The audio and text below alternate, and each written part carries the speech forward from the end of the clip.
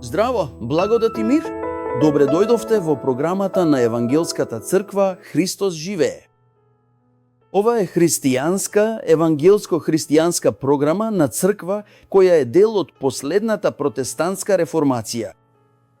Знаете дека првата протестантска реформација беше во основа во рамките на Римокатоличката црква. Во последните времиња Бог прави последна реформација. Зашто? За луѓето да ја живеат Божјата вистина. Јас сум апостол Мигел Анџело и денес ќе разговараме за тоа како Бог суверено одредува се во врска со нашиот живот. Добре дојдовте. Тоа е огромна радост, чест, многу голем престиж што му го укажувате на нашата служба и на мојот личен живот. Апостол Свети Петар пишува во своето прво послание. Знаете дека посланијата беа писма напишани или се писма напишани од апостолите. Апостол е една од 5 служби. Бог подигна апостоли, пророци, евангелисти, пастери и учители. Така треба да биде управувана една црква, вашата црква, од апостоли, пророци, евангелисти, пастири и учители. Се разбира дека секој има досек на служба, секој има сфера, како што Павле им рече на коринтјаните, сфера на досек, и така Бог го врши своето дело, своето царство овде на земјата. Значи, сакам да ви зборувам за ова прво послание на Петар, кога тој вели вака, прва глава, стихови 1 и 2. Петар, апостол на Исус Христос, до избраните кои се странци. Затоа, црквата беше на различни места, народот, поради верскиот прогон, мораше да оди на други локации. Па тој вели, до странците од расејувањето во Понт, Галатија, Кападокија, Азија и Витинија. Значи тој, гледате, луѓето кои беа однесени на овие места, кои Бог им дозволи да побегнат од осудата, од прогонот, внимание, имам многу важна порака за вас. Тој вели, избрани според предзнаењето на Бог Отецот, преку осветувањето на Духот, за послушност и попрскување со крвта на Исус Христос. Благодат и мир да ви се умножат. Овие свети стихови се од навистина огромна и суштинска важност за нашиот секојдневен духовен живот, бидејќи апостол Петар јасно вели дека, преку ова свое писмо, тој всушност им се обраќа и им пишува на сите расејани христијани кои живеат во тоа време. И тој всушност вели вака. Сакам посебно да ве подсетам дека вие бевте избрани, дека навистина бевте одбрани од самиот Бог, токму според неговото предзнаење. Значи, првото нешто што сакам да ви го кажам е дека изборот, предодреденоста, повикот, оправдувањето немаат никаков удел од човекот. Оно што предодредува, повикува, оправдува и прославува е Господ. Не е човекот. Зошто? Затоа што човекот без Исус, човечкото суштество без Исус е мртво во гревови и престапи. Заслепен од кнезот на силите на воздухот. Тој е како и сите останати, како син на гневот. Па кој е тој човек што има способност да каже јас прифаќам затоа што сакам, затоа што јас одлучив? Никој. Кога би било по слободна волја, ќе ри кажам нешто. Никој од нас не би бил во црква, никој од нас не би бил спасен, затоа што склоноста на човекот, на телото, е да се бори против духот. Значи, апостол Петар им се обраќа на оние верници кои се наоѓаат во расејувањето, поучувајќи ги дека Бог во својата бескрајна и недостижна мудрост, како и во својата апсолутна сувереност, уште од почетокот ги знаел оние што ќе бидат негови, оние што ќе бидат избрани и конечно спасени. Навистина, ова е една преславно и длабоко утешително сознание за секој христијанин. Да се знае дека јас не одлучив апсолутно ништо, дека сум тоа што сум по благодатта на нашиот Господ Исус Христос. Така Павле им се обрати на галатјаните. Јас сум тоа што сум по благодат. На ефесјаните им вели, со благодат сте спасени преку верата. Тоа не е од вас, тоа е дар од Бога. Значи, ако денес сум пастор спасен, тоа е затоа што Бог однапред го одредил ова во мојот живот. Значи, нашиот избор, нашиот одбир не беше заснован на човечка заслуга. Не е затоа што имам некоја карактеристика, некој дар, некоја човечка заслуга. Не. Бог едноставно избира кого сака, како сака, кога сака и со кого сака да работи. Сушност, крајниот резултат воопшто не зависи само од самата глина, туку пред се зависи од вештината на грнчарот. Значи, многу е важно да го имате ова сознание, дека нашиот избор, нашиот одбир, нашето спасение нема никаква врска со човечка заслуга. Впрочем, Мартин Лутер и Жан Калвин го велеа тоа, големите реформатори. Ако човекот мисли дека има некаква улога во однос на спасението, тој не го познава Бога, ниту го познава Словото. Ова е чист Бог кој зборува до твоето срце. Значи, не е засновано на човечка заслуга, не. А на што е засновано? На божествената благодат. Преку благодатта сте спасени преку верата. Тоа не доаѓа од вас, тоа е дар од Бога. Затоа, во рамките на вечните Божји намери, тој му заповеда на Петар да им пише на црквите или на браќата кои беа расеани, кои беа странци во расеанието во Понт, Галатија, Кападокија, Азија и Витинија. Тие на почетокот можеби се чувствувале изгубени, напуштени, како Бог да не се грижи за нив. И Бог го користи Петар и вели: кажи им тогаш на овие браќа што се во расејање, дека тие се мои избраници и дека се избрани според моето предзнаење. Јас знам кои се тие. Ги имам нивните имиња запишани на дланките на моите раце. Тие ги имаат своите имиња во книгата на животот. Значи, овој пасус за нас среде 21. век истакнува три елементи од Божјото дело во спасението. Читаме: човекот без Исус е мртво во гревови и престапи. Човекот не бара, нема никој што ја има таа способност. Павле вели во Римјаните, дозволете ми, многу ми се допаѓа овој стих, Римјаните 3:10. Огледнете само.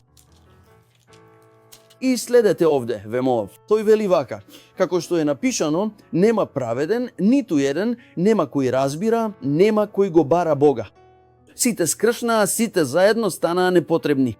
Нема кој прави добро, нема ниту еден. Значи, не е човекот тој што одлучува. Апостоле, но јас секогаш сум слушал дека човекот има слободна волја. Да, слободна волја, но не за спасение, зашто во спротивно тоа немаше да биде Божјото предзнаење. Тоа ќе беше човекот. Човекот има слободна волја. Денес ќе облечам син костум. Јас одлучив. Сакам да јадам нешто. Јас одлучувам. Сакам да одам на одредено место. Тоа беше моја одлука. Но кога станува збор за спасението, не. Значи, Бог зборува на прво место за Божјото предзнаење, за изборот однапред. Ова е едноставно. За мене е нешто толку скапоцено, толку возбудливо. Да се знае дека Бог, кога татко ми и мајка ми се споија и јас бев, создаден во мајчината утроба, во тој момент веќе не бев син само на Амилкар и на господја Лаура. Бев Божји син, бев избран однапред. Кога се родив како овца без да знам. Не знаев ништо од тоа. Бев католик 21 година. Не знаев ништо. Црквата никогаш, католичката црква за 21 година, никогаш не ми зборуваше за Божјата големина, за Божјата предзнаеност, за Божјата семок и за Божјата сезнаеност. Не. Никогаш. Си мислев дека јас сум тој што одлучува да го бара Бога. Но бев апсолутно неспособен. Нема ниту еден што прави добро, што избира, што кажува. Значи, мора да биде Бог. Во својата предзнаеност, Бог не избра однапред. Тој овде вели избрани според неговата предзнаеност. Второ, тој зборува за осветувањето на Духот. Тоа значи дека Светиот Дух, алилуја, Божиот Дух работи во животот на избраните. Кога бевме одвоени од Духот за Бога, тоа е нешто многу интересно. Во мојот случај, веќе многу пати раскажував овде, тоа беше несреќа, бев во војска во Ангола на едно патување судир на 2 возила. Имаше експлозија, бе фрлен во воздух, 7 скршеници на левата нога, ногата, бутната коска, 2 бутни коски, опашната коска, карлицата, раката, лицето. Поминав 2 години во 3 воени болници. Имав 20 операции и всушност тоа беше сад што се скрши целиот и кој грнчарот со своите благословени, свети и милосрдни раце го направи одново. Осветувањето на духот значи дека Бог беше тој што работеше во мојот дух, затоа што јас бев избран, затоа што тој ме избра однапред. Тој те избра тебе однапред. Не беше сега, не беше неодамна, не беше нешто за што се разбуди еден ден и рече денес е денот.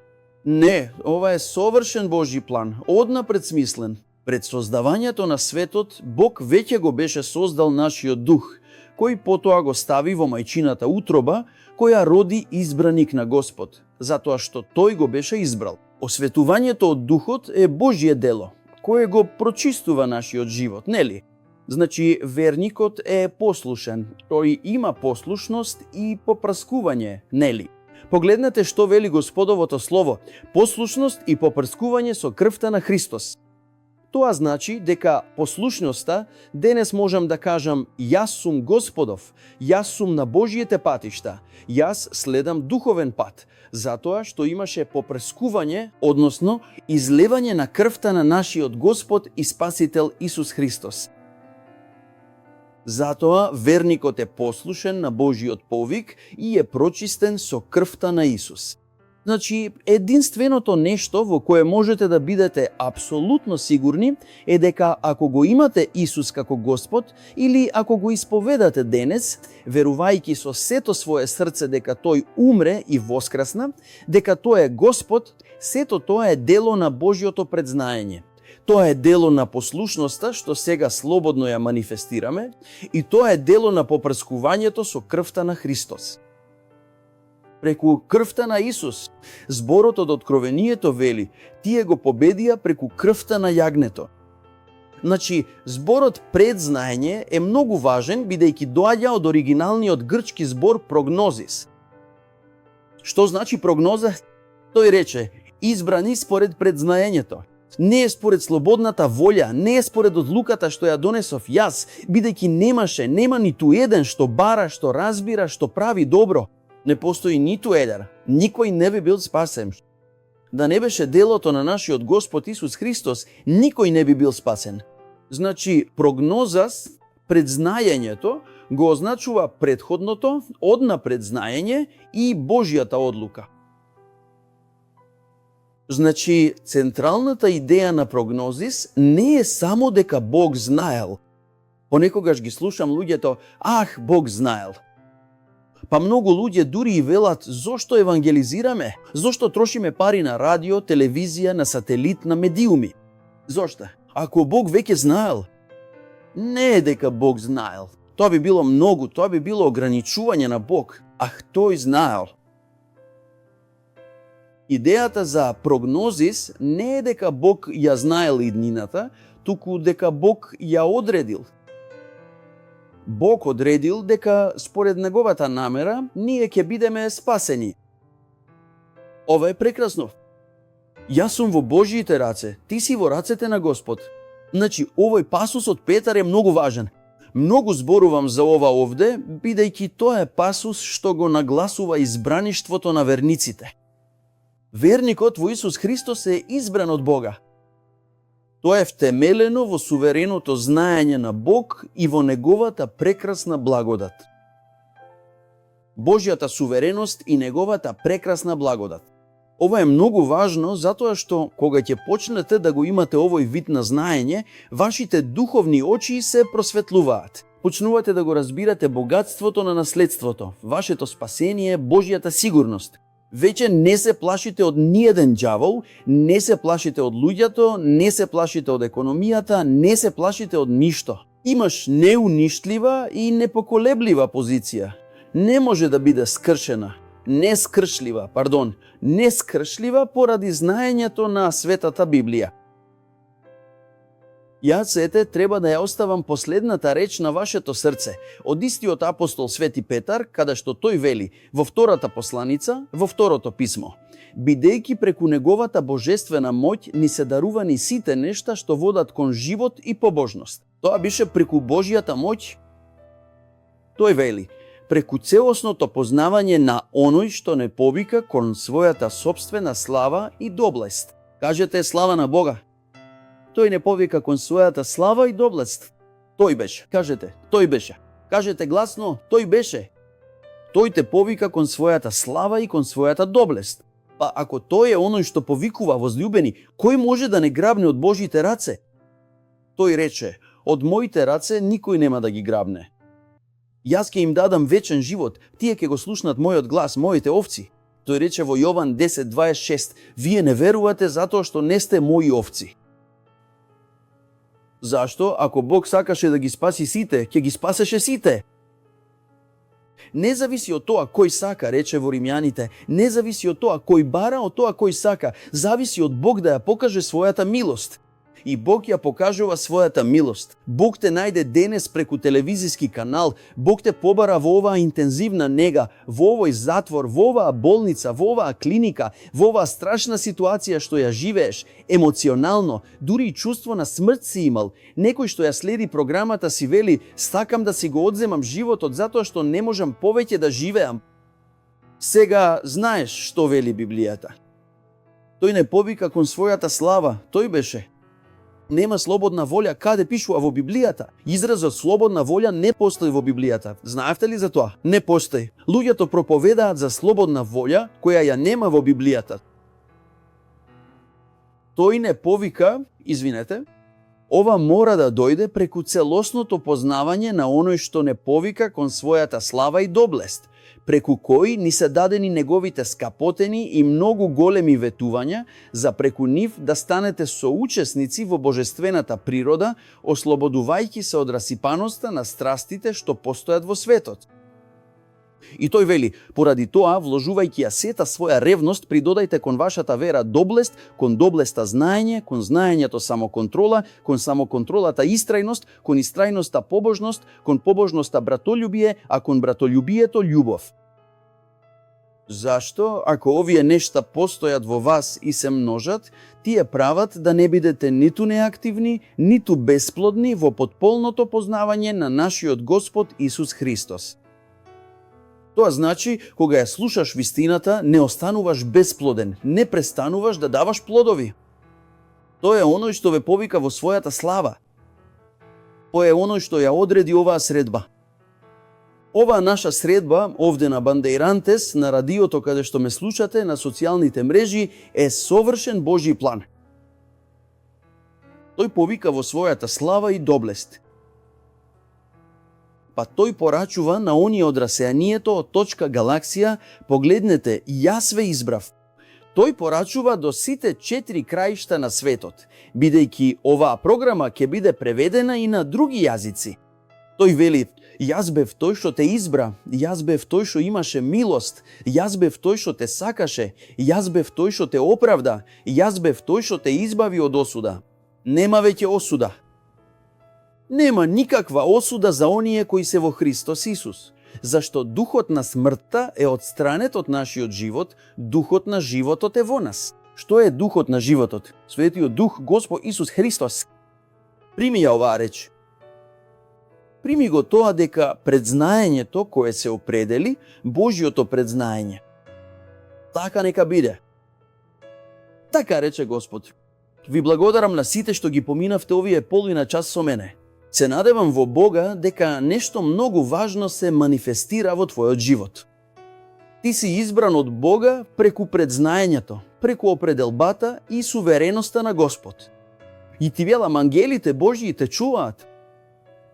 Каде и да одиш, има ангели што те чуваат. Ниту едно ковано оружје не може да надвладе против твојот живот. Ниту една шема или стратегија на пеколот не може да надвладее на твојот живот. Ти си повеќе од победник. Оној што е во тебе е поголем од оној што е во овој свет. Срдечен поздрав до сите. Благодат и мир во името на Исус, апостол Мигел Анџело. Благодат и мир.